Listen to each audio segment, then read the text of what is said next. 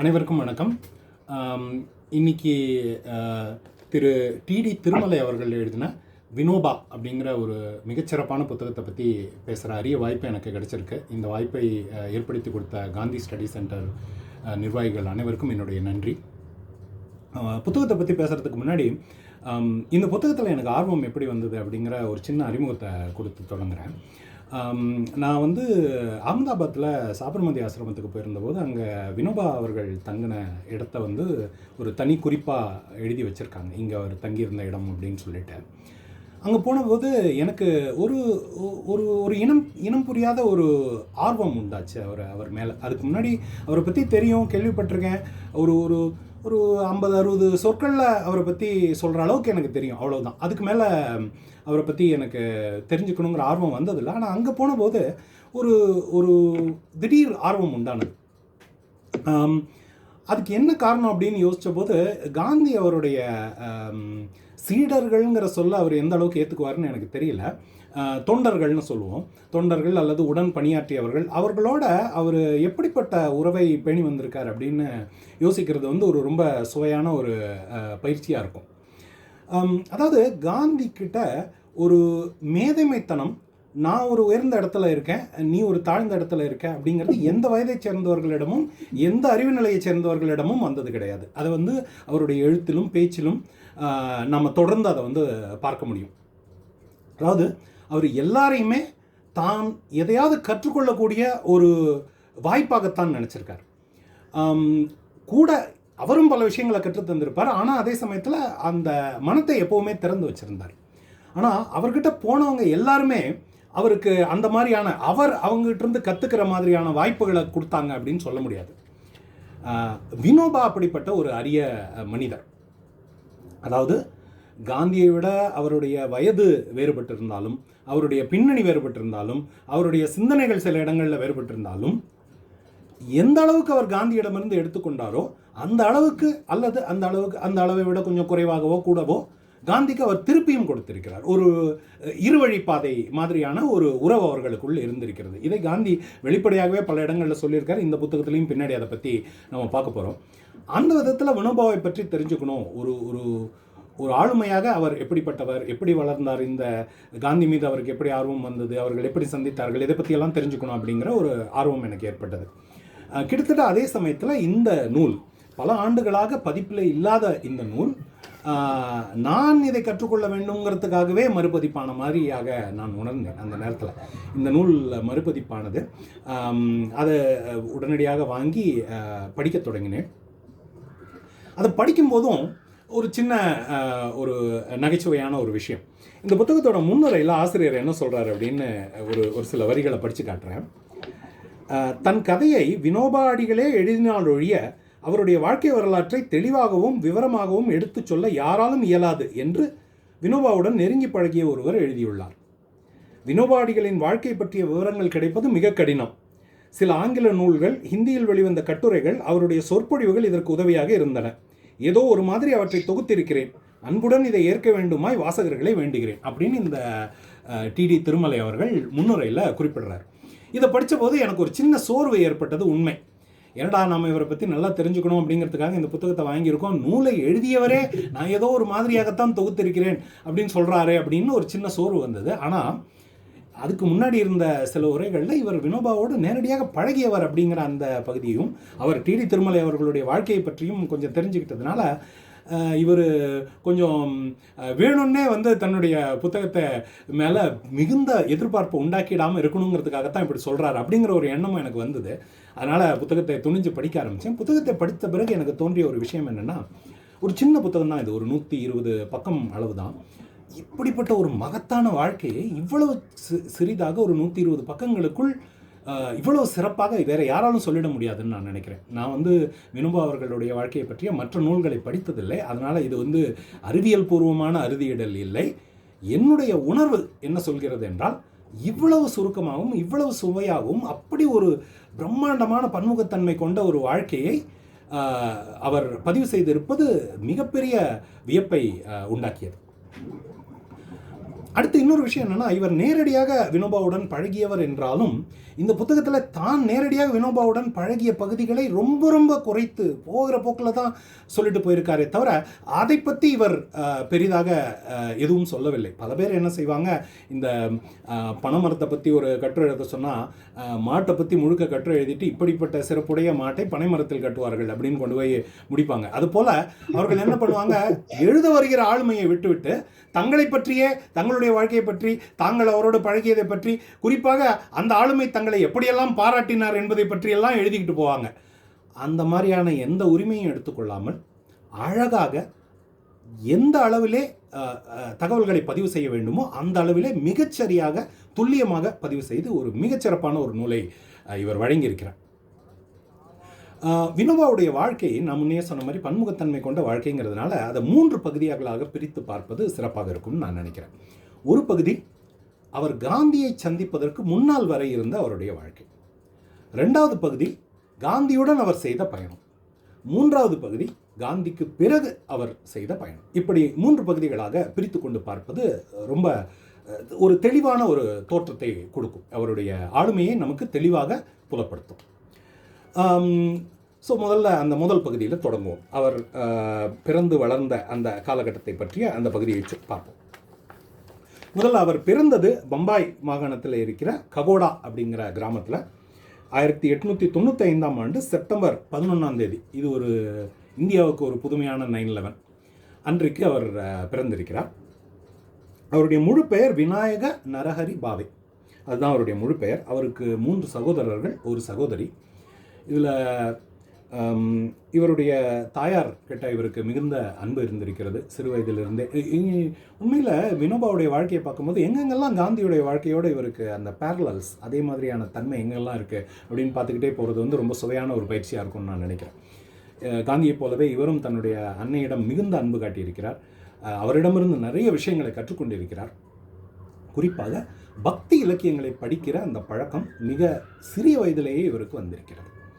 இவருடைய தந்தை நரஹரி பாவே அவர் வந்து சாயம் தோய்க்கும் தொழிலில் நிபுணர். ஆனால் வினோபாவுடைய வாழ்க்கையை பொறுத்தவரை இவருடைய சிறப்பான பங்களிப்பு என்ன அப்படின்னா, அவருக்கு இவர் பாடம் சொல்லி கொடுத்திருக்கிறார். ஒரு ஆசிரியர் பணியையும் அவர் மிக விரும்பி செய்திருக்கிறார். இவர் பள்ளியிலே போய் படித்திருக்கிறார். ஆனால் பள்ளியிலே அதிகம் அவர் பயின்றது மிக குறைவு. பள்ளி படிப்பு இவருக்கு அதிகம் கற்றுக் கொடுக்கவில்லை அப்படிங்கிறது தான் இவருடைய இந்த புத்தகத்தை படிக்கும்போது நாம் தெரிஞ்சுக்கிறது.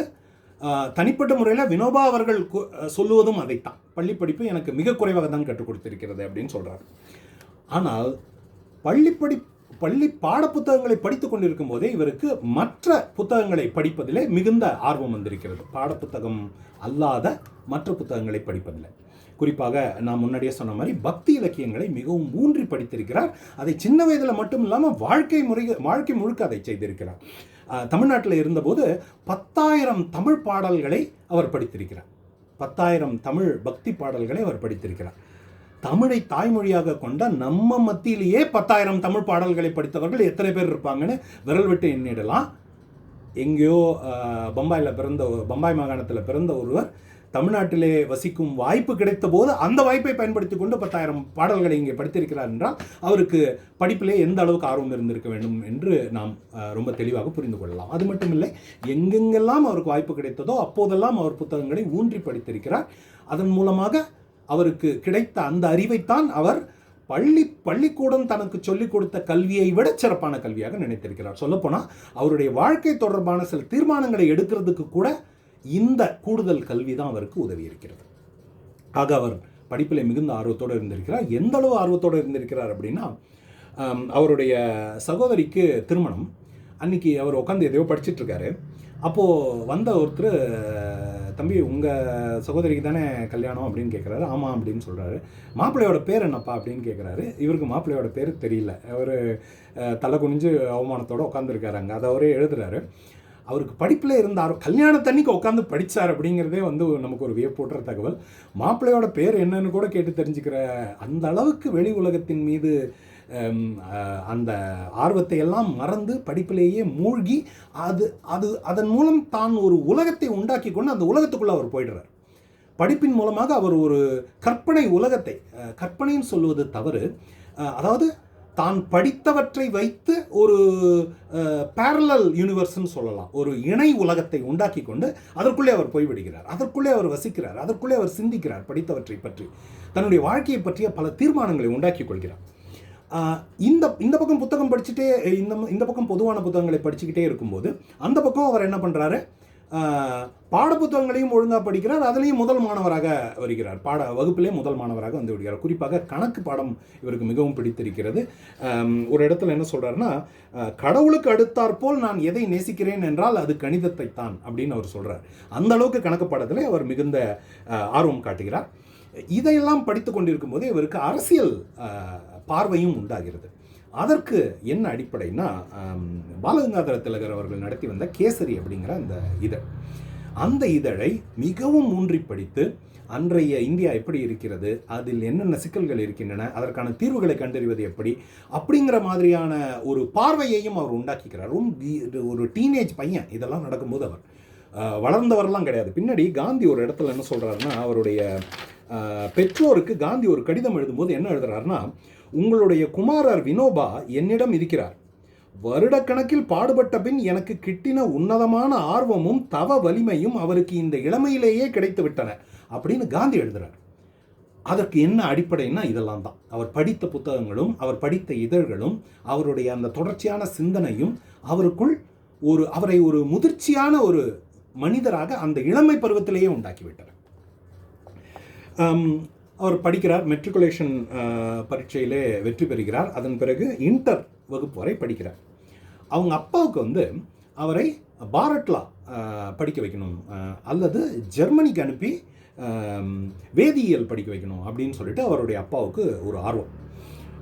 இவருக்கு அதில் ஆர்வம் இல்லை. இவர் படித்தவையெல்லாம் இவரை தேச தொண்டின் பக்கம் அல்லது சமூக தொண்டின் பக்கம் திருப்புகின்றன. ஆனால் இவர் என்ன பண்ணுறாரு, அப்பா அந்த வயசில் அப்பாவோட பேச்சை கேட்டாகணும் இல்லையா, அதனால் அப்பா சொல்ல கேட்டு வேறு வழி இல்லாமல் அவர் சொல்கிறபடி படிக்கிறார். அவருக்கு அவர் உண்டாக்கின அந்த இணை உலகத்தில் அந்த வெளிநாட்டுக்கு போய் படிக்கணும், நிறைய பணம் சம்பாதிக்கணும், அந்த மாதிரியான ஒரு வாழ்க்கையே இல்லை. அவர் செய்ய விரும்பியதே வேறு. அதில் இந்த மாதிரியான விஷயங்களுக்கெல்லாம் இடமே இல்லை. ஒரு பட்டமோ ஒரு பெரிய பதவியோ அதன் மூலமாக வரப்போகிற பணமோ வீடு நிலமெல்லாம் வாங்கி குவிக்கணும் அப்படிங்கிற அந்த எண்ணமோ எதுவுமே அவருக்கு இல்லை. ஆனால் பெற்றோர் சொல்கிறாங்க அப்படிங்கிறதுனால வேறு வழி இல்லாமல் படிக்கிறார்.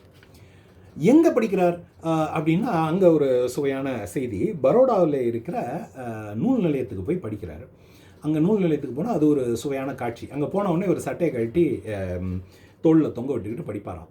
அப்போது அந்த நூல் நிலையத்துக்கு பொறுப்பாக இருந்த ஒரு அலுவலர், அவர் ஒரு வெளிநாட்டுக்காரர், அவர் வந்து இவரை கூப்பிட்டு, தம்பி இந்த மாதிரி சட்டை போடாமல் இங்கே உட்காரக்கூடாது, இது வந்து அநாகரிகமான பழக்கம், சட்டை போட்டுட்டு தான் உட்காரணும் இங்கே அப்படின்னு சொல்கிறார்.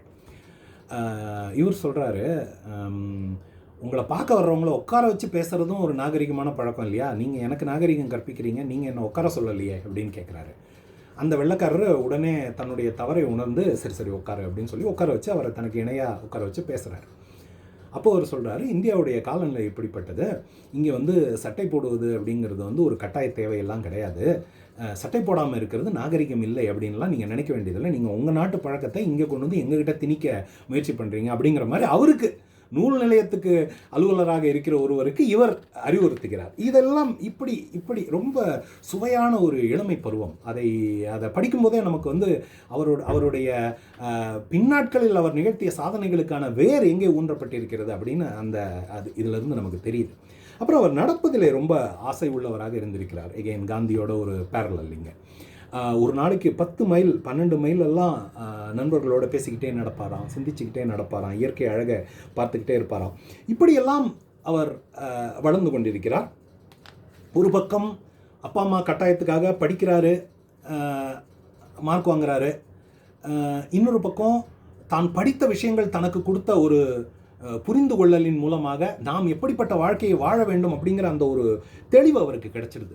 குறிப்பாக 12 வயசில் இவர் என்ன தீர்மானிக்கிறார்னா, தான் திருமணம் செய்து கொள்ளப் போவதில்லை அப்படின்னு தீர்மானிக்கிறார். ஏன்னா அந்த பிரம்மச்சரியம் அப்படின்னு சொல்லப்படுகிற அந்த திருமணம் செய்து கொள்ளாமல் தனியாக வாழ்கிற அந்த நிலை தான் நாட்டுக்கு தொண்டு செய்வதற்கு மிகவும் உகந்தது அப்படின்னு 12 வயசில் அவர் புரிஞ்சுக்கிறார்.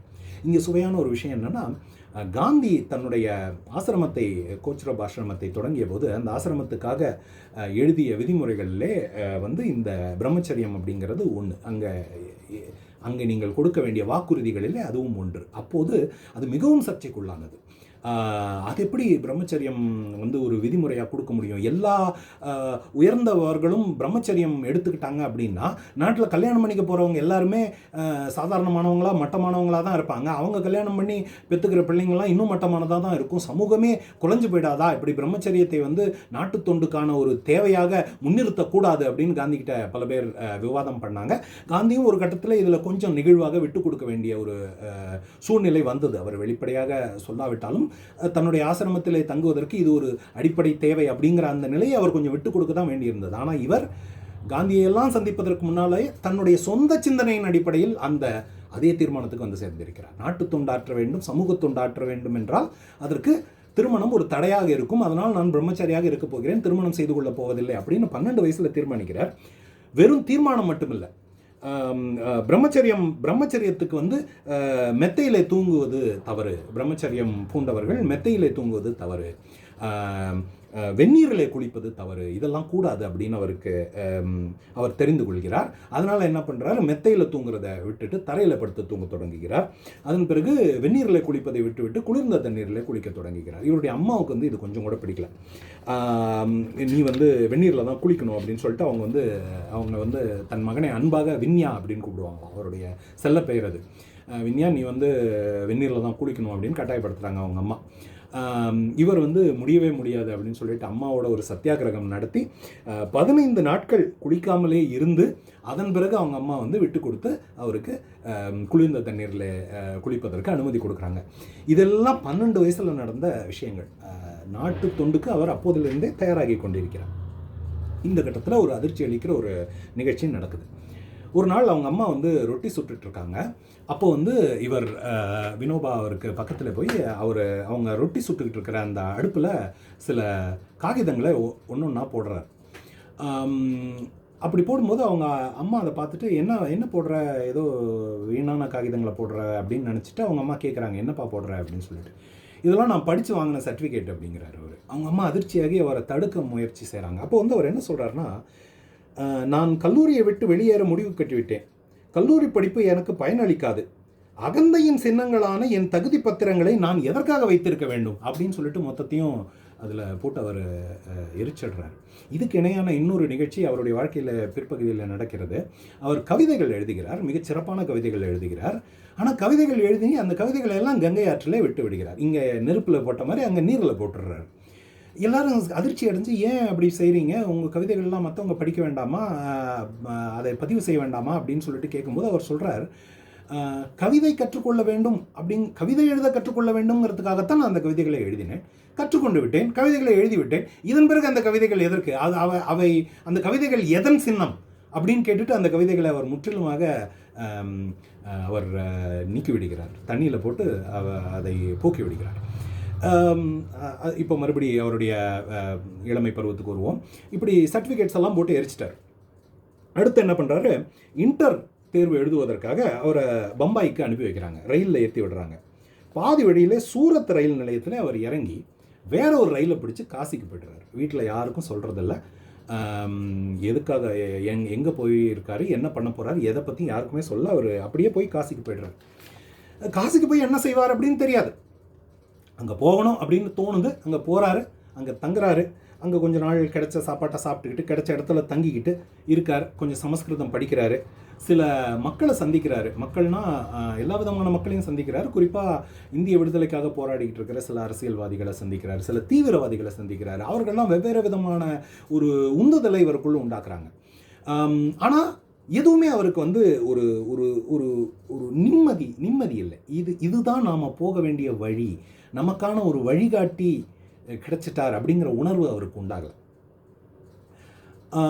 அந்த நேரத்தில் ஒரு திருப்பு முனையாக ஒரு நிகழ்ச்சி நடக்குது. என்னன்னா, காசியில் இருக்கிற அந்த பனாரஸ் இந்து பல்கலைக்கழகத்தினுடைய தொடக்க விழா. அந்த தொடக்க விழாவுக்கு காந்தி அழைக்கப்படுகிறார். அவர் வந்து ஒரு உரை ஆற்றுகிறார். அந்த உரையை இன்றைக்கு படித்து பார்த்தால் அதில் சர்ச்சைக்குரிய விதமாக எதுவும் இல்லைன்னு தான் நான் நினைக்கிறேன். ஆனால் அன்றைக்கு அது மிகப்பெரிய ஒரு புரட்சியாக கருதப்பட்டது.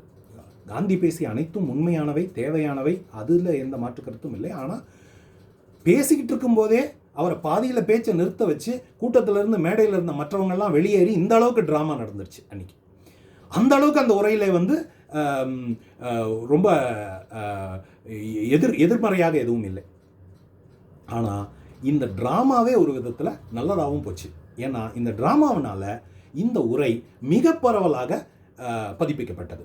காந்தி என்ன பேசினார், அப்படி என்ன நடந்திருக்கு, இப்போ நாமளும் பார்க்குறோம் இல்லையா, ஏதோ ஒரு இது வைரல் ஆகுது, ஒரு வீடியோ வைரல் ஆகுது அப்படின்னா அதில் என்னப்பா பேசுகிறாங்க அப்படின்னு தெரிஞ்சுக்கணும் அப்படின்னு நம்ம நினைக்கிறோம் இல்லையா. அந்த மாதிரி அன்றைக்கி 1915 அது 1916 அது வந்து வைரல். அதனால் இவர் காந்தி என்ன பேசியிருக்காரு அப்படின்னு தெரிஞ்சுக்கலாம் அப்படின்னு சொல்லிட்டு அந்த பேச்சை படிக்கிறார். அவருக்கு வந்து ஒரு ஒரு ஒரு ஒரு ஒரு ஒரு ஒரு ஒன்றுதல் உண்டாகுது. அந்த கருத்துகள் சரியாக இருக்கே அப்படின்னு நினைக்கிறாரு. ஆனால் அதே சமயத்தில் ஒரு கண்மூடித்தனமான பின்பற்றுதலும் அவருக்கு வந்துடல. அதில் அவருக்கு சில ஐயங்கள் உண்டாகின்றன. அந்த ஐயங்களை அவர் கடிதமாக எழுதுகிறார் காந்திக்கு. காந்தி அதற்கு பதில் எழுதுகிறார். இப்படி இவர்கள் 2 பேருக்கு நடுவில் ஒரு பென் பால்ஸ் மாதிரி, பேனா நண்பர்கள்னு சொல்லுவாங்க இல்லையா, அந்த மாதிரி 2 பேரும் கடிதங்களை பரிமாறிக்கொள்கிறார்கள். ஒரு கட்டத்தில் காந்தி என்ன சொல்கிறாரு, நீ கேட்குற கேள்விகள்லாம் ரொம்ப, நான் நீன்னு சொல்கிறேன், காந்தி நீங்கள்னு சொல்லியிருப்பாரா என்ன சொல்லியிருப்பாருன்னு எனக்கு தெரியல. நீங்கள் கேட்குற கேள்வியெல்லாம் நேரில் பேச வேண்டிய விஷயங்கள், இதையெல்லாம் கடிதங்களில் பேச முடியாது. அதனால் நீங்கள் நேரில் வாங்க, என்னுடைய ஆசிரமத்துக்கு வாங்க, நாம் பேசுவோம் அப்படின்னு சொல்லிட்டு சொல்கிறார் காந்தி. காந்தி உரையாடலை ரொம்ப மதிக்கிறவர். உரையாடல்னால் நேருக்கு நேர் பார்த்து உரையாடுவதும் சரி, கடிதங்களின் மூலம் உரையாடுவதும் சரி. அந்த விதத்தில் அவருக்கு வினோபாவின் கடிதங்கள் ஒரு ஆர்வத்தை கொடுக்கின்றன. அவரை வர சொல்கிறார். இவரும் உடனடியாக புறப்பட்டு அங்கே போய்டுறார். 1916 ஜூன் 7 அவர்கள் கோச்ரப் ஆசிரமத்தில் சந்திக்கிறார்கள். அப்படி சந்தித்த உடனே அவர் என்ன சொல்கிறாருன்னா, ஒரு ஒரு ரொம்ப அழகான ஒரு வரி, ஆன்மீகத்துறையிலும் அரசியல் துறையிலும் ஒருங்கே வழிகாட்டியாக ஒருவரை அவர் தேடிக்கொண்டிருந்தார் இவ்வளவு நாளாக. அப்படி 2லையும் ஒருவரே கிடைப்பாரா அப்படிங்கிறது ரொம்ப அரிய விஷயம்தான். காந்திக்கே கிடைக்கலையே. காந்தி என்ன சொல்கிறார், கோகலேவை தன்னுடைய அரசியல் குருவாக ஏற்றுக்கொள்கிறார். அரசியல் குருவாகவும் ஆன்மீக குருவாகவும் வினோபாவுக்கு காந்தி கிடைக்கிறார்.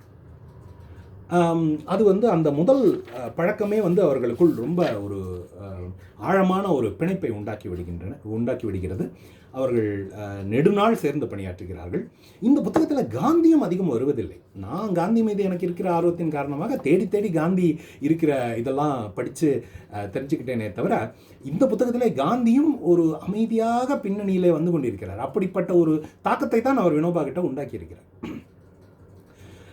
மற்றபடி காந்தி துருத்தி கொண்டு இந்த புத்தகத்தில் நிற்கவில்லை. அது இந்த புத்தகத்தை ஆசிரியர் செய்திருக்கிற ஒரு மிகச்சிறப்பான, அவர் காந்தியை பற்றியும் ஒரு புத்தகம் எழுதியிருக்கிறார். ஆனால் இந்த புத்தகத்தில் காந்தி ரொம்ப அமைதியாக பின்னணியில் மட்டும் வருகிறார். அது ஒரு அழகாக இருக்கிறது இதை படிக்கும்போது. அவர் காந்தியுடைய ஆசிரமத்தில் சேர்கிறார். இங்கே ஒரு மிக அழகான ஒரு குறிப்பு, அதை படித்து காட்ட வேண்டும் என்று நினைக்கிறேன். காந்தியின் ஆசிரமத்தில் இருந்து எனக்கு கிடைத்தது என்ன என்பதை நான் தான் அறிவேன். ஓர் ஆங்கிலேயனை கொன்று வெற்றி வாகை சூட வேண்டும் என்று ஆரம்பத்தில் ஆசைப்பட்டிருக்கிறேன். ஆனால் பாபு அந்த ஆசையிலிருந்து என்னை விடுவித்து விட்டார். என்னுள்ளே எரிமலை போல கொந்தளித்து கொண்டிருந்த கோபத்தையும் வெறியையும் பாபு தான் தனிய செய்தார். ஆசிரமத்தில் ஒவ்வொரு நாளும் நான் முன்னேறி கொண்டே வந்தேன் அப்படின்னு வினோபா எழுதுகிறார். என்ன அழகான ஒரு குறிப்பு பாருங்களேன். அவருடைய வயதை பற்றி யோசிங்க. அந்த வயதிலே, அந்த துடிப்பான இளமை பருவத்திலே இவ்வளவு படித்து சிந்தித்து ஒரு மனத்தாலும் உடலாலும் சுறுசுறுப்பாக செயல்படக்கூடிய ஒருத்தர் மிக எளிதாக தீவிரவாதத்தின் பாதையில் நகர்ந்திருக்கலாம். அவர் காசியில் சில தீவிரவாதிகளை எல்லாம் சந்திக்கிறார், அவர்களோடு உரையாடுகிறார். நல்ல நேரமாக அவர்களால் அவருடைய மனத்தில் எந்த தாக்கத்தையும் உண்டாக்க முடியவில்லை. ஆனால் அது தொடர்ந்து நடந்திருந்தால் அந்த வயதுக்குண்டான அந்த ஆற்றல் தீவிரவாதத்தின் பக்கம் திரும்பி இருப்பதற்கு நிறைய வாய்ப்புகள் இருந்தன. ஆனால் நல்ல வேளையாக அவர் காந்தியை சந்திக்கிறார், காந்தியுடன் உரையாடுகிறார். காந்தி அவரை வன்முறை இல்லாத பாதையின் பக்கம் திருப்பிச் சென்று அரசியலாகட்டும் சமூக பணியாகட்டும் எல்லா விதங்களிலும் அவருக்கு ஒரு தெளிவான பாதையை உண்டாக்கி கொடுத்து விடுகிறார் காந்தி. அதன் பிறகு அந்த பாதையிலே அவர் இன்னும் தன்னை மேம்படுத்தி கொண்டு நடக்கிறார். காந்தியின் சீடராகவோ காந்தியின் தொண்டராகவோ காந்தியை பின்பற்றிய ஒருவராகவோ மட்டும் வினோபா அறியப்படவில்லை. அவருடைய ஆளுமை, அவருடைய சிந்தனை, அவர் உண்டாக்கிய திட்டங்கள், பின்னாடி அவர் உண்டாக்கிய திட்டங்களை பற்றி நிறைய பார்க்க போகிறோம். ஏராளமான திட்டங்களை உண்டாக்கி ஒரு எப்படி சொல்கிறது, ஒரு தானாக சிந்திக்கக்கூடிய ஒரு நபராக அவர் இருந்திருக்கிறார். ஒரு எதிரொலிக்கிற நபராக இல்லாமல் காந்தி சொன்னதை அப்படியே பின்பற்றி இருந்தாலே அவரால் தேசத்துக்கு மிகச்சிறந்த சேவையை செய்திருக்க முடியும். ஆனால் அதையும் தாண்டி தன்னுடைய சொந்த சிந்தனையின் மூலம் நாட்டை முன்னேற்றி சென்ற ஒருவராக அவர் இருந்திருக்கிறார். ஆக அவர்கள் சந்திக்கிறார்கள். ஆசிரமத்திலே வினோபா அவர்கள் வசிக்கிறார். ஆசிரமத்திலே அவர் தூய்மை பணிகளை விரும்பி செய்கிறார். சமையல் வேலையை கேட்டு வாங்கி செய்கிறார். மீதி தனக்கு கிடைக்கிற ஓய்வு நேரங்களிலே படித்துக்கொண்டு அவர் தன்னுடைய சிந்தனையை வளர்த்து கொண்டு இருக்கிறார். அப்போல்லாம் காந்தியோட ஆசிரமத்தில் தினமும் சில விவாதங்கள்லாம் நடக்கும். அந்த விவாதங்களில் வினோபாவும் பங்கேற்பார். எப்போவாவது அவரும் 1-2 கேள்விகளை கேட்பதுண்டு. இப்படி அவர் கேள்வி கேட்கும் போதெல்லாம் அதில் இருக்கிற ஒரு தெளிவை அவர்கள் பார்த்துவிட்டு என்ன சொன்னார்கள் என்றால், நீங்கள் எங்களுக்காக ஏதாவது சொற்பொழிவு நடத்துங்க, நீங்கள் படித்து தெரிஞ்சுக்கிட்ட விஷயங்களை பற்றி எங்களுக்கு சொல்லுங்கள், அது எங்களுக்கு ரொம்ப பயனுள்ளதாக இருக்கும் அப்படின்னு சொல்லிட்டு சொல்கிறாங்க. அவர் அதை செய்ய தொடங்குகிறார். பின்னாலே அங்கே இருக்கிற குஜராத் வித்யாபீடத்தில் போய் சொற்பொழிவுகள் நடத்துகிறார். அதன் பிறகு வினோபா வாழ்நாள் முழுக்க ஏகப்பட்ட சொற்பொழிவுகளை நடத்தி கொண்டிருக்கிறார். காந்தியைப் போலவே அவரும் பிரார்த்தனை கூட்டங்களை நடத்துகிறார், சொற்பொழிவுகளை நடத்துகிறார். பின்னால் நிலக்கொடை இயக்கத்தை நடத்திய போதெல்லாம் கிராமம் கிராமமாக போய் பேசியிருக்கிறார். 2 லட்சம் பேர் 3 லட்சம் பேர் அவருடைய பேச்சை அவருடைய முதலாக அந்த பூதானம்னு சொல்லப்படுகிற நிலக்கொடை இயக்கத்தை தொடங்கிய போது அந்த நேரத்தில் ஒரு 50-60 நாள் சுற்றுலாவில் 2 லட்சம் பேர் அவருடைய பேச்சை கேட்டிருக்கிறார்கள். அந்த அளவுக்கு மக்களை நெருங்கி அவர்களுடைய மொழியிலே அவர்களுக்கு சரியான விஷயங்களை சொல்லக்கூடிய ஆற்றலை அவர் பெற்றிருந்தார். அவர் ஆசிரமத்தில் இருக்கிறார். இதெல்லாம் அகமதாபாத்தில் இருக்கிற காந்தியின் ஆசிரமத்திலே நடந்து கொண்டிருந்த விஷயங்கள். இங்கே ஒரு சுவையான குறிப்பு என்னன்னா, அவர் ஆசிரமத்தில் இருந்தாலும் சரி, ஆசிரமத்தை விட்டு வெளியே சில நேரங்களில் ஆசிரமத்திலேருந்து வெளியே போய் கொஞ்ச நாள் தங்கிட்டு திரும்பி வர்றார். இப்படி அவர் ஆசிரமத்தில் இருந்தாலும் சரி, ஆசிரமத்தை விட்டு வெளியே போனாலும் சரி, அவர் ஆசிரமத்தின் கொள்கைகளை விடாமல் பின்பற்றுகிறார். ஆசிரமத்தில் இருந்தால் மட்டும்தான் ஆசிரமத்து கொள்கைகளை பின்பற்றுவேன், வெளியே போனால் என் இஷ்டம் போல இருப்பேன்னு இல்லாமல் எங்கே போனாலும் அவர் ஆசிரமத்துடைய கொள்கைகளை பின்பற்றுகிறார். இதை காந்தி வியப்புடன் ஒரு கடிதத்தில் குறிப்பிடுகிறார். காந்தி ஆசிரமத்தில் இருந்து கொண்டு ஆசிரமத்து கொள்கையை பின்பற்றாமல் இருக்கிறவர்களோடு போராடி கொண்டிருந்தார். அந்த நேரத்தில் ஒரு மனிதர் ஆசிரமத்தில் இல்லாவிட்டாலும் நான் ஆசிரம கொள்கைகளை பின்பற்றுவேன் அப்படின்னு சொல்கிறாருன்னா அவருக்கு எப்பேற்பட்ட வியப்பாக இருந்திருக்கும் அப்படின்னு சொல்லிட்டு நாம் ஊகிக்கலாம். அதன் பிறகு 1921ஆம் ஆண்டு, அதாவது காந்தியும் வினோபாவும் சந்தித்து 5 ஆண்டுகளுக்கு பிறகு வார்தாவில் காந்தியின் ஆசிரமத்துடைய ஒரு கிளை தொடங்கப்படுகிறது. அந்த கிளையை கவனித்துக் கொள்ளும் பொறுப்பை காந்தி வினோபாவிடம் ஒப்படைக்கிறார். அவர் மிகுந்த மகிழ்ச்சியோடு அந்த பொறுப்பை ஏற்றுக்கொள்கிறார். அதன் பிறகு அவருடைய பெரும்பாலான பணிகள் வார்தாவை சுற்றி அமைந்திருக்கின்றன. ஆசிரமத்திலே அவர் வேறு என்ன செய்தார் அப்படின்னு பார்த்தா, நூல் நூற்பதை கற்றுக்கொண்டார். அவரை போல நூல் நூற்கிறவர் ஒருத்தரை பார்க்கவே முடியாதுன்னு காந்தி சர்டிஃபிகேட் கொடுத்துருக்கார். அந்த அளவுக்கு அவர் நூல் நூற்பதிலே பல நுட்பங்களை கண்டுபிடித்து நூல் நூற்பதன் மூலமாகவே தன்னுடைய வாழ்க்கை செலவுகளுக்கு சம்பாதிக்க வேண்டும் அப்படிங்கிற அளவுக்கு அவர் நூல் நூற்பதிலே மிகுந்த ஆர்வம் காட்டியிருக்கிறார். அதன் பிறகு அவர் அரசியலில் ஈடுபட்டிருக்கிறார். அதாவது இந்திய கொடியை ஏந்தி சென்று சிறை தண்டனை அனுபவித்திருக்கிறார். சிறையில் இருக்கும்போது அரசியல் கைதிகள்லாம் வேலை செய்யக்கூடாது அப்படின்னு சில பேர் சொல்லிட்டு இருந்தாங்க. அப்போ இவர் அவங்கக்கிட்ட போய் நம்ம உழைத்து பிழைப்பது தான் நமக்கு சரி அப்படின்னு சொல்லி அவர்களுக்கு அறிவுறுத்தி அவர்களை உழைக்க வைக்கிறார். சிறை அதிகாரிகள்லாம் யோசிக்கிறாங்க, நாங்கள் எவ்வளோ மிரட்டி பார்த்தோம் அதட்டி பார்த்தோம் நடக்கலை, இவர் அன்பாக சொல்லும்போது அவங்க கேட்குறாங்களே அப்படின்னு சொல்லிட்டு அவங்க நினைக்கிறாங்க. இதுக்கு பின்னாடி வினோபா ஒரு அழகான ஒரு விளக்கத்தை கொடுக்கிறார். அவரிடம் பணியாற்றியவர்கள் கேட்குறாங்க, நீங்கள் பேசுனா ரொம்ப இனிமையாக இருக்குது, எல்லாருமே நீங்கள் சொன்னால் அப்படியே கேட்டு நடக்கிறாங்க, பின்னாடி இவர் சொன்னதை கேட்டு லட்சம் ஏக்கரா நிலத்தை நன்கொடையாக கொடுத்தார்களே, இது எப்படி நடக்கிறது? நீங்கள் சொன்னால் கேட்குறாங்க, ஆனால் நாங்கள் சொன்னால் கேட்க மாட்டேங்கிறாங்களே அப்படிங்கிறாங்க. அப்போ அவர் சொல்கிறாரு, இதற்காக நான் எத்தனை ஆண்டுகளாக பாடுபட்டு இருக்கிறேன்னு உங்களுக்கு தெரியுமா? நீங்கள் ஒரு திட்டம் பேசுகிறீங்கன்னா அப்போ மனசில் என்ன தோணுதோ அதை பேசிடக்கூடாது, அப்போதைக்கு தோன்றதை கொட்டிடக்கூடாது. எல்லா மொழிகளிலும் இருக்கிற மிகச்சிறந்த இலக்கியங்களை ஊன்றி படிக்க வேண்டும், அதில் இருக்கிற சிறந்த விஷயங்களை உள்வாங்கிக் கொள்ள வேண்டும். அதன் பிறகு நீங்கள் பேசும்போது அதில் அவற்றை சரியான விதத்திலே பயன்படுத்த வேண்டும். அப்படி பேசினா எல்லாரும் கேட்பாங்க, உங்களுக்கு செல்வாக்கு கிடைக்கும். எவ்வளோ அழகான அறிவுரை பாருங்கள். இன்றைக்கும் நமக்கு பொருந்தக்கூடிய ஒரு அறிவுரை. நாம் பேசினா மற்றவங்க கேட்கணும் அப்படின்னா அதட்டுனா வேலை நடக்காது. அன்பாக பேசினா வேலை நடக்கும். ஆனால் அன்பாக பேசினாலும் சிறப்பாக பேச வேண்டும். அது அந்த அந்த ஒரு பாடத்தை அவர் போகிற போக்கில் கற்றுக் கொடுத்து விடுகிறார். அவர் சிறைக்கு செல்கிறார். அதே நேரத்தில் அவ்வப்போது சிறையிலிருந்து வெளியில் வந்து சமூக பணிகளில் ஈடுபடுகிறார். வார்தாவை சுற்றி இருக்கிற கிராமங்களிலே பலவிதமான திட்டங்களை அறிமுகப்படுத்துகிறார். நேரம் கருதி கொஞ்சம் வேகமாக போகிற இந்த இடத்துல, ஆனால் இந்த புத்தகத்தில் இந்த பகுதிகள் எல்லாமே மிக அழகாக, மிக தெளிவாக, தேவையான அளவிலே பதிவு செய்யப்பட்டிருக்கின்றன. அவர் வளர்ந்து கொண்டு போகிறார். காந்தியை அவர் ஒரு தந்தையாக, குருவாக நினைக்கிறார். குரு எப்படி இருக்க வேண்டும் அப்படிங்கிறதுக்கும் அவர் ஒரு அழகான விளக்கம் சொல்கிறார். அவர் கணக்கு பாடத்தில் ஆர்வத்தோடு இருந்தவர்னு பார்த்தோம். அதை அந்த அந்த எண்ணம் இங்கே வெளிப்படுகிறது. அவர் என்ன சொல்கிறாருன்னா, அவர் விஞ்ஞா கணக்கிலே வருகிற பூஜ்ஜியத்தை போன்றவராம். அவர் ஒரு 0. குரு 1, இவர் 0, அவர் 1. அது என்ன 1 அப்படின்னா, 1 2 இல்லை அப்படிங்கிறார். அதாவது 1ன்னா அது 1 தான், அதை போல இன்னொன்று கிடையாது. அப்படிப்பட்டவர் குருவுக்கு இணையாக யாரும் கிடையாது. அந்த 1க்கு பக்கத்திலே இந்த பூஜ்ஜியம் போய் சேரும்போது 10 அப்படிங்கிற ஒரு எண் உண்டாகிறது. மேலும் மேலும் மேலும் மேலும் பூஜ்ஜியங்கள் சேர்ந்து கொண்டே போகும்போது 100, லட்சம், கோடி அப்படியே போய்கொண்டே இருக்கிறது. ஒரு நல்ல குரு அந்த பக்கம் ஒன்றாக இருந்து மேலும் மேலும் சீடர்களை சேர்த்து கொண்டு போய் மிகப்பெரிய தாக்கத்தை உண்டாக்குவார் அப்படின்னு சொல்கிறார். இதெல்லாம் கேட்கும்போது அவருடைய பேச்சு, அவருடைய எழுத்து எவ்வளவு அழகாக இருந்திருக்கும் அப்படிங்கிற ஒரு மலைப்பு நமக்கு உண்டாகிறது. சரி, இப்போது இப்படி காந்தியுடனும் காந்தியுடைய ஆசிரமத்துடனும் அவருடைய உறவு வளர்ந்து கொண்டிருக்கிறது. 1948 காந்தி மறைகிறார். அதன் பிறகு காந்தியுடைய நினைவாக ஏதாவது செய்ய வேண்டும் அப்படின்னு பல தலைவர்கள் ஒன்று கூடி பேசுகிறார்கள். அப்போ அவர்கள் என்ன தீர்மானிக்கிறாங்கன்னா, அவர் நினைவாக ஒரு சிலை வைக்கிறதை விட, அவர் நினைவாக ஒரு கட்டணம் கட்டுறதை விட ஒரு அமைப்பை உண்டாக்குவோம், சர்வோதய சமாஜம் அப்படின்னு சொல்லிட்டு ஒரு அமைப்பை உண்டாக்குறாங்க.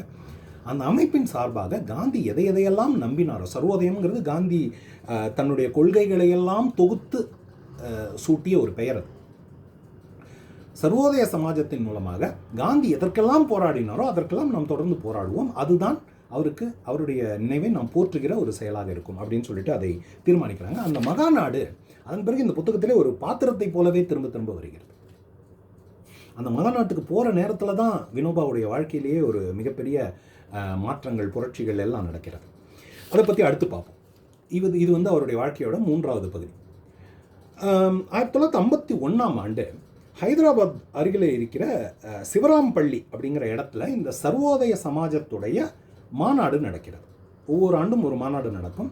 அந்த மாநாடு அந்த ஆண்டு ஹைதராபாத் பக்கத்தில் நடக்குது. அதுக்கு இவரை கூப்பிடுறாங்க. இவர் நடந்தே போகிறார். வார்தாவிலிருந்து நடந்தே அந்த மாநாட்டுக்கு போகிறார். அதற்கு 2 நோக்கங்கள். ஒன்று, அவர் அந்த உடல் உழைப்பின் முதன்மையை மக்களுக்கு கற்றுத்தர வேண்டும் அப்படின்னு நினைக்கிறாரு. அதனால் நடந்தே போகிறது. 2வது காரணம், போகிற வழியில் பல பேரை சந்திக்கலாம், அவர்கள்கிட்ட நல்ல கருத்துக்களை பரப்பலாம் அப்படிங்கிற அந்த ஒன்று எண்ணமும். அதனால் அவர் நடந்து போகிறார். வழியில் பல மக்களை சந்திக்கிறார். அவர்களுடைய பிரச்சனைகள் எல்லாம் கேட்கிறார். அதற்கு தன்னால் இயன்ற ஆலோசனைகளை சொல்கிறார். ஹைதராபாத் போகிறார். அந்த கூட்டத்தில் கலந்துக்கிறார். அதுக்கப்புறம் அங்கேருந்து கிளம்பும்போது அவர் என்ன பண்ணுறாருன்னா, நான் தெலுங்கானா வழியாக போகிறேன் அப்படின்னு சொல்கிறார். தெலுங்கானாங்கிறது இன்றைக்கு ஒரு தனி மாநிலமாக இருக்கிறது. அன்றைக்கு அது தனி மாநிலமாக உருவாகவில்லை. இந்த புத்தகத்தில் அந்த பகுதியை எப்படி விளக்கியிருக்காங்கன்னா, மஹபூப் நகர், நைஜாமாபாத், கரீம் நகர், நால்கொண்டா, வாரங்கல் முதலிய ஜில்லாக்கள் அடங்கிய தெலுங்கு பேசப்படும் பகுதி அப்படிங்கிறாங்க. அதுதான் அந்த தெலுங்கானாங்கிற அந்த பகுதி. அந்த பகுதி வழியாக போகிறேன் அப்படின்னு அவர் தீர்மானிக்கிறார். எல்லாரும் பயந்துடுறாங்க, வேண்டாம் அந்த வழியில் போகாதீங்க, அந்த வழியில் ஏழை பணக்காரர்களுக்கு இடையிலான இடைவெளி ரொம்ப அதிகம், அங்கே ஏழைகள்லாம் ரொம்ப ஏழைகளாக இருப்பாங்க, பணக்காரங்கள்லாம் ரொம்ப பணக்காரங்களாக இருப்பாங்க. அதனால் மக்கள் ரொம்ப விரக்தி அடைஞ்சு ஆயுதம் ஏந்தி அந்த பணக்காரங்களை எல்லாம் சுட்டுத்தள்ள ஆரம்பிச்சிட்டாங்க, சண்டை அவங்கள அடித்து அவங்ககிட்ட நிலத்தெல்லாம் பிடுங்கிக்க ஆரம்பிச்சிட்டாங்க, அந்த மாதிரியான கொள்ளையெல்லாம் அங்கே நடந்துக்கிட்டு இருக்கு, அந்த வழியாக நீங்கள் போக வேண்டாம் அப்படின்னு சொல்கிறாங்க. உண்மையில் இவர் அந்த காரணத்துக்காகத்தான் அந்த வழியாக போக விரும்புகிறார். அந்த மாதிரியான செயல்கள்லாம் நடந்துக்கிட்டு இருக்க ஒரு பகுதிக்கு போய் அந்த மக்களுடைய பிரச்சனைகளை கேட்டு அவர்களுக்கு வன்முறை இல்லாத ஒரு தீர்வை கற்றுத்தர வேண்டும் அப்படிங்கிறது தான் இவருடைய எண்ணமாக இருக்கிறது. அதனால் இல்லை, நான் அந்த வழியாக தான் போவேன் அப்படின்னு சொல்லிட்டு ஒரு உறுதி சொல்லிட்டு புறப்படுறாரு. சரி, குறைஞ்சபட்சம் காவல்துறையை உங்களோட பாதுகாப்புக்கு அனுப்புகிறோம் அப்படின்னு சொல்கிறாங்க. அகிம்சை வீரருக்கு கேடயம் எதற்கு அப்படின்னு டிடி திருமலை அவர்கள் ரொம்ப அழகாக அந்த இடத்துல எழுதுகிறார். அவர் காவல்துறையுடைய பாதுகாப்பையும் மறுத்துவிட்டு தெலுங்கானா பகுதி வழியாக போகிறார். அப்போது 1951 ஏப்ரல் 18ஆம் தேதி போச்சம்பள்ளி அப்படிங்கிற கிராமத்துக்கு அவர் வரார். அங்கே வந்து தாழ்த்தப்பட்டவர்களுடைய குடியிருப்பு ஒன்றுக்கு வருகிறார். அங்கே இருக்கிற மக்கள்கிட்ட பேசுகிறார். அவர்களுடைய சிக்கல்களை பற்றி கேட்குறாரு. இந்த சிக்கல்களெல்லாம் எப்படி தீர்க்கலாம் அப்படின்னு அவங்களுடைய விவாதித்து ஒரு தீர்மானத்துக்கு வரார். அப்போ அவங்க என்ன சொல்கிறாங்க, ஐயா, எங்களுடைய பிரச்சனைகளுக்கெல்லாம் வேறு என்னன்னு பார்த்தா எங்ககிட்ட நிலம் இல்லை. எங்ககிட்ட மட்டும் நிலம் இருந்தால் நாங்கள் விவசாயம் செஞ்சு எங்களுடைய தேவைகளை எல்லாம் தீர்த்து கொண்டு நாங்கள் மகிழ்ச்சியாக வாழ முடியும். ஆனால் எங்களுக்கு நிலம் இல்லை, நாங்கள் என்ன பண்ணுறது அப்படின்னு கேட்குறாங்க. அப்போது வினோபா கேட்குறாரு, நிலம் இல்லையா, ஏன் எவ்வளவு நிலம் உங்களுக்கு தேவைப்படுது அப்படின்னு கேட்குறாரு. அவங்க கொஞ்சம் எல்லாம் ஒரு கணக்கு போட்டு ஒரு 80 ஏக்கர் நிலம் தேவைப்படுதுங்க அப்படின்னு சொல்கிறாரு. அரசாங்கத்துக்கிட்ட பேசி அந்த 80 ஏக்கர் நிலத்தை அவங்களுக்கு வாங்கி கொடுத்துடலாம், கொஞ்சம் நாள் ஆகும், ஆனால் கிடச்சிடும். ஆனால் இது ஒரு கிராமத்தில் இருக்கிற பிரச்சனை. இந்த மாதிரி எவ்வளவோ கிராமங்களில் இந்த பிரச்சனை இருக்கும் இல்லையா, அத்தனையும் எப்படி தீர்க்க முடியும்? அவர் வினோபா என்ன போச்சம்பள்ளிங்கிற ஒரு கிராமத்துக்கு சொந்தமானவரா? காந்தி எப்படி தன்னை உலக குடிமகனாக நினைத்தாரோ அது போல தானே வினோபாவுடைய சிந்தனையும் இருக்கும். அதனால் அவர் வந்து ஒரு பொதுவான தீர்வை காண அவர் முயற்சி செய்கிறார். ஆனால் அந்த தீர்வு என்னங்கிறது அவருக்கு இன்னும் பிடிபடலை. அன்றைக்கு அந்த ஊரில் ஒரு பிரார்த்தனை கூட்டம் நடக்கிறது. அந்த கூட்டத்தில் அவர் சொல்கிறாரு, இன்றைக்கு நான் தாழ்த்தப்பட்ட நண்பர்களுடைய குடியிருப்பிலே அவர்களுடைய பிரச்சனைகளை பற்றி கேட்டேன். அப்போது வந்து அவங்க தங்களுக்கு ஒரு 80 ஏக்கர் நிலம் இருந்தால் தங்களுடைய சிக்கல்கள் எல்லாம் பெரும்பாலும் தீர்ந்துடும் அப்படின்னு சொல்கிறாங்க.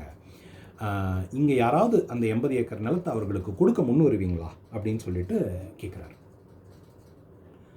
அப்போது ராமச்சந்திர ரெட்டியார் அப்படிங்கிற ஒருத்தர் எழுந்து, நான் 100 ஏக்கர் நிலம் கொடுக்குறேன் அப்படின்னு சொல்கிறார். வினோபாவால் நம்ப முடியல. ஏன்னா பொதுவாகவே மண்ணாசை பொன்னாசை அப்படின்னு நம்ம ஊரில் சொல்லுவாங்க. நிலத்தின் மீது மக்களுக்கு பற்று ரொம்ப அதிகம். இன்னும் நிலம் சேர்க்கணும் அப்படின்னு தான் வந்து நினைப்பாங்களே தவிர இருக்கிற நிலத்தை, அதுவும் 100 ஏக்கர் நிலத்தை விட்டு கொடுக்கணும் அப்படின்னு யாரும் நினைக்க மாட்டாங்க.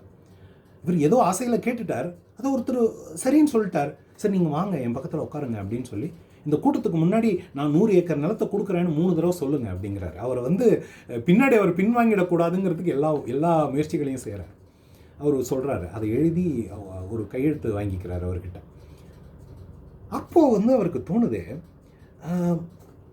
ஏழைகளுக்கு நிலம் தேவைப்படுகிறது, பணக்காரங்கக்கிட்ட நிலம் அதிகமாக இருக்குது, அங்கிருந்து வாங்கி இவங்களுக்கு அவர்கள் கொடுக்க தயாராக இருக்கிறார்கள், இவர்களுக்கு நிலம் தேவைப்படுகிறது, இவர்கள்கிட்ட வாங்கி இவர்களுக்கு கொடுக்கிற அந்த வேலையை நாம் செய்தால் என்ன அப்படிங்கிற அந்த ஒரு தீர்மானத்துக்கு அவர் வரார்.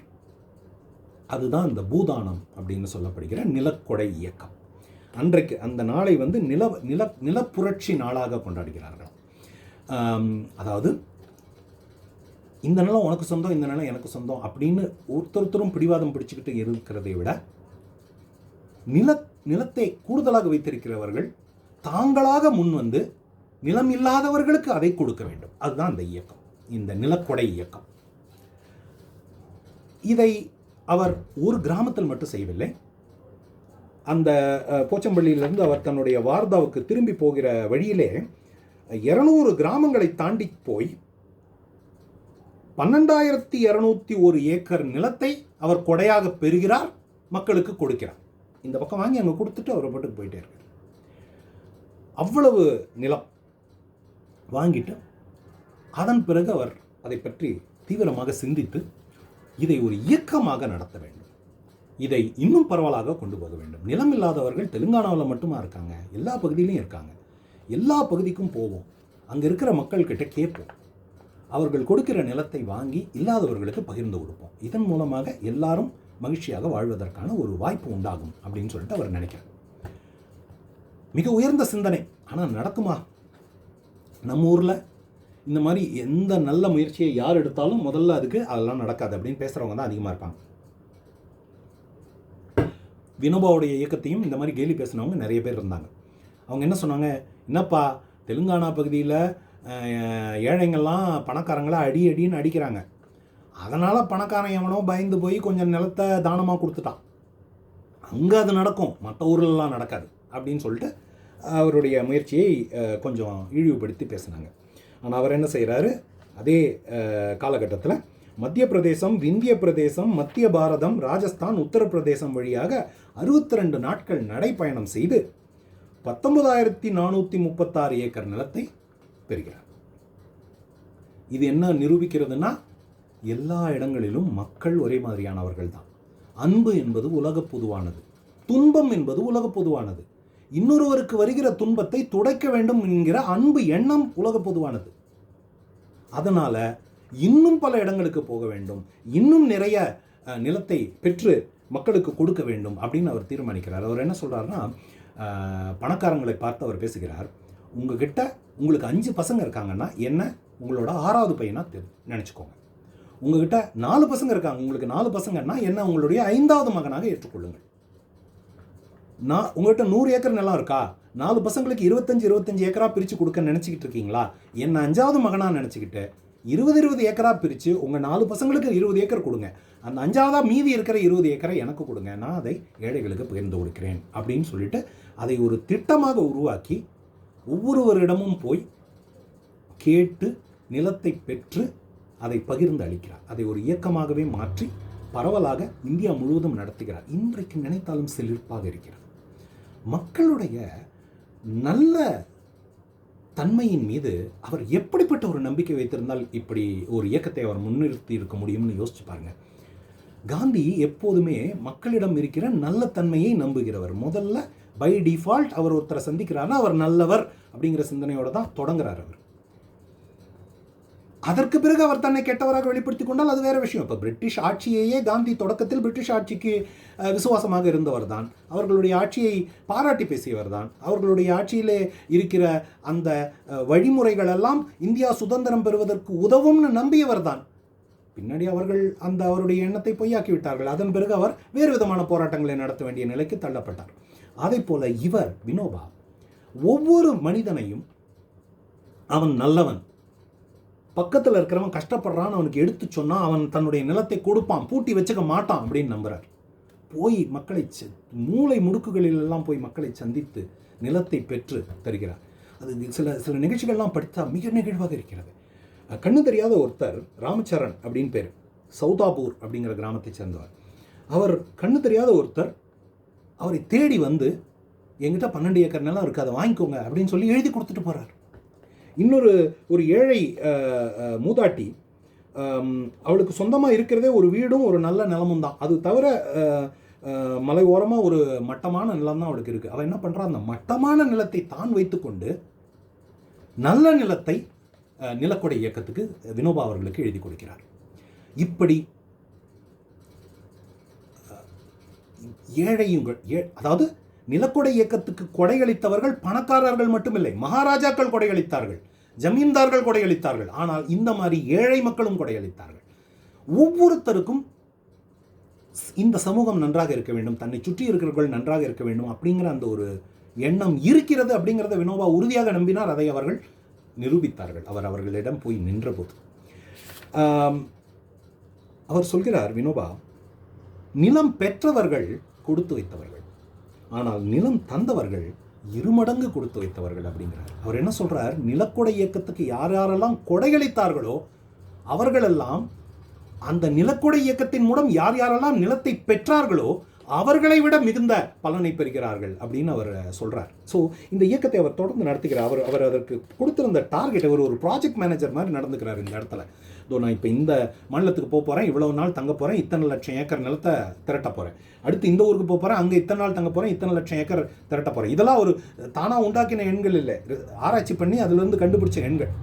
இப்படி ஒவ்வொரு இடமா போய் 5 கோடி ஏக்கர் நிலத்தை சேர்க்க போகிறேன் அப்படிங்கிற ஒரு மிக பெரிய இலக்கோட அவர் இந்த இயக்கத்தை தொடர்ந்து நடத்துகிறார். அதற்கு கீழே நிறைய பேர் தொண்டர்கள் உருவாகிறார்கள், அவர்களெல்லாம் போய் நிறைய நிலத்தை பெற்று தருகிறார்கள். இதுக்கு நடுவில் கிராமக்கொடை இயக்கம்னு ஒன்று நடக்குது. அது இன்னும் சுவையான விஷயம். அவங்க என்ன சொல்கிறாங்க, ஐயா நீங்கள் என்ன பண்ணுறீங்க, ஒவ்வொரு கிராமமாக போய் நிலம் இருக்கிறவங்க கிட்ட வாங்கி நிலம் இல்லாதவங்களுக்கு கொடுக்குறீங்க. அதுக்கு பதிலாக நாங்கள் என்ன பண்ணுறோன்னா, எங்கள் கிராமத்தில் 50 பேர் இருக்கும், அதில் 20 பேர்கிட்ட நிலம் இருக்குது, 30 பேர்கிட்ட நிலம் இல்லை.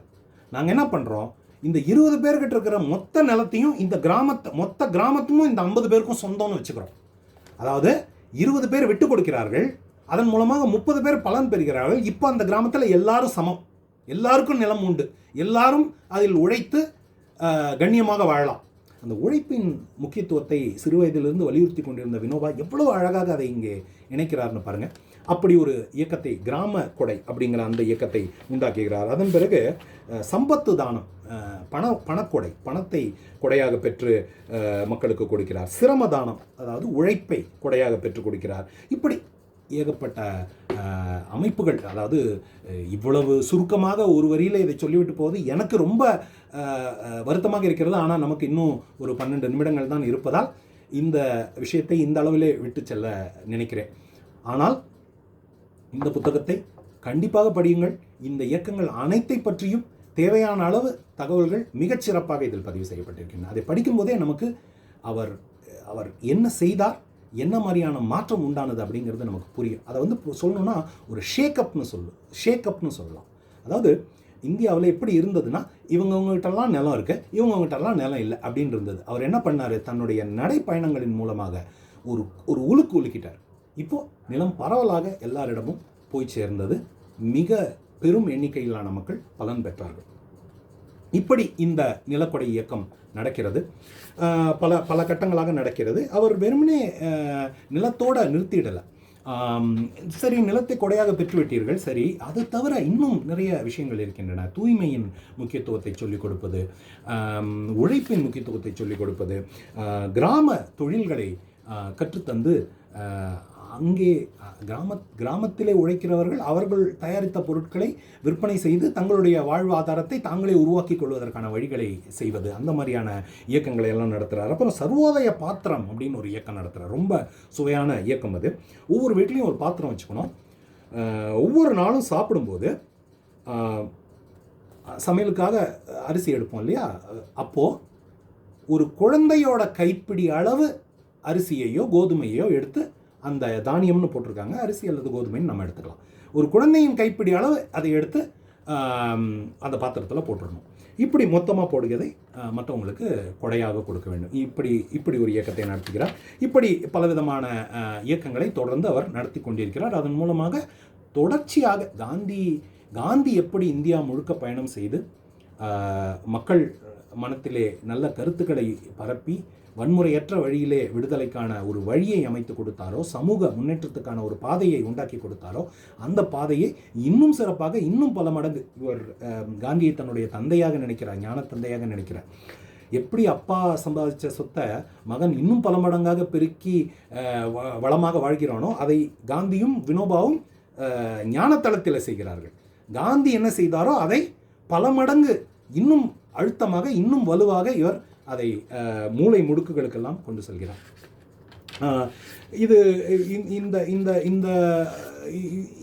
இதற்கு நடுவில் இன்னும் சில நிகழ்ச்சிகள் நடக்கின்றன. எடுத்துக்காட்டாக சம்பல் பள்ளத்தாக்கிலே கொள்ளையர்களுடைய தொல்லை நிறைய இருக்கிற நேரத்தில் அந்த கொள்ளையர்களோடு பேசி அவர்கள் மனத்தில் ஒரு மாற்றத்தை இவரால் உண்டாக்க முடியும் அப்படின்னு சிலர் நினைக்கிறாங்க. இவர்கிட்ட உதவி கேட்குறாங்க. வினோபா அங்கே போய் சம்பல் கொள்ளைக்காரங்க கிட்ட பேசி அவர்களுடைய மனத்தை மாற்றி ஒரு 20 கொள்ளைக்காரர்களை அரசாங்கத்திடம் சரணடைய வைக்கிறார்.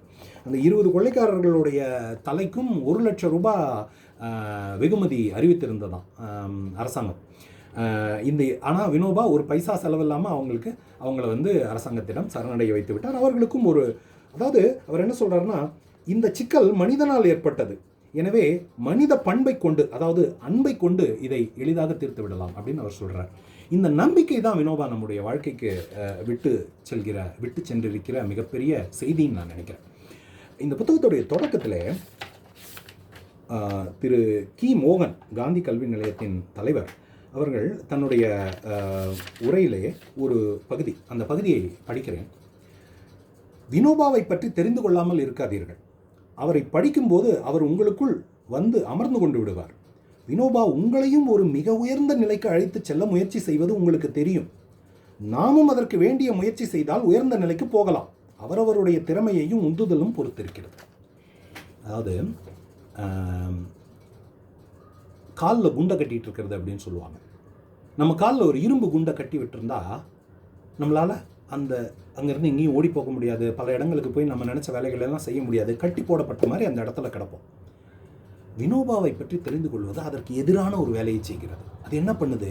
நம்மளை உயர்த்தி விடுகிறது. எப்படி இரும்பு குண்டு நம்மை கீழே இழுக்கிறதோ வினோபா நம்மை உயர்த்துகிறார். அவர் என்ன சொல்கிறாரு? உள்ளுவதெல்லாம் உயர்வுள்ளல்னு நம்ம திருவள்ளுவர் சொல்கிற மாதிரி உங்கள் மனதை திறங்கள், இன்னும் விரிவாக சிந்தியுங்கள், இன்னும் நிறைய உங்களால் செய்ய முடியும், அதை செய்யுங்கள், அதற்கு உங்களால் என்ன செய்ய முடியுமோ அந்த முயற்சியை எடுங்கள் அப்படின்னு வினோபா நமக்குள்ளே உட்கார்ந்து தொடர்ந்து சொல்லிக்கொண்டே இருக்கிறார். எப்போது? நாம் வினோபாவை பற்றி தெரிந்து கொள்ளும் போது. அப்படி நாம் வினோபாவை பற்றி தெரிந்து கொள்வதற்கான ஒரு மிகச்சிறந்த நூல் இது. டிடி திருமலை அவர்கள் எழுதிய வினோபா என்கிற நூல். சிறுவாணி வாசகர் மையம் பவித்ரா பதிப்பகம் இதை வெளியிட்டிருக்கிறார்கள். இந்த நூலின் விலை 120 ரூபாய். மிகச்சிறப்பான நூல். இந்த நூலை ஒரு 40-45 நிமிடங்களில் எவ்வளவு சுருக்கமாக சொல்ல முடியுமோ அவ்வளவு சுருக்கமாக சொல்லியிருக்கிறேன். கண்டிப்பாக நீங்கள் இந்த நூலை படிக்க வேண்டும், வினோபாவை பற்றி தெரிந்து கொள்ள வேண்டும் என்கிற கோரிக்கையோடு என்னுடைய உரையை முடிக்கிறேன். நன்றி.